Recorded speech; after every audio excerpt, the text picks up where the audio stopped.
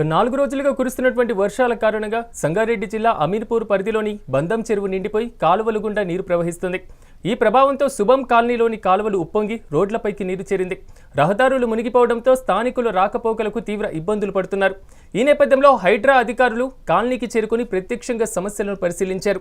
చెరువు నుంచి వచ్చేటువంటి నీరు కాలువల ద్వారా కాలనీలోకి చేరేటువంటి పరిస్థితి మరింత క్లిష్టంగా మారిందని అధికారులు గుర్తించారు.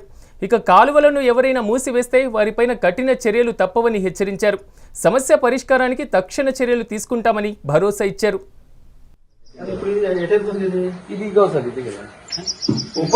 అంటే ఇంతకు ముందు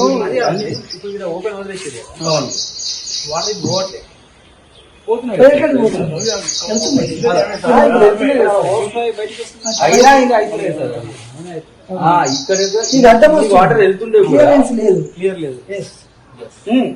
మన చేయించిన ఎంత చేయించినా కొద్దిగా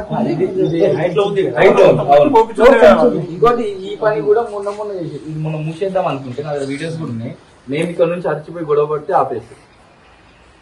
మొత్తం మట్టి వచ్చి మూసేస్తుంటాయి కదా తీపించిన నేను లాస్ట్ 4 రోజులుగా కురుస్తున్నటువంటి వర్షాల కారణంగా సంగారెడ్డి జిల్లా అమీర్పూర్ పరిధిలోని బందం చెరువు నిండిపోయి కాలువలు గుండా నీరు ప్రవహిస్తుంది. ఈ ప్రభావంతో శుభం కాలనీలోని కాలువలు ఉప్పొంగి రోడ్లపైకి నీరు చేరింది. రహదారులు మునిగిపోవడంతో స్థానికులు రాకపోకలకు తీవ్ర ఇబ్బందులు పడుతున్నారు. ఈ నేపథ్యంలో హైడ్రా అధికారులు కాలనీకి చేరుకుని ప్రత్యక్షంగా సమస్యలను పరిశీలించారు.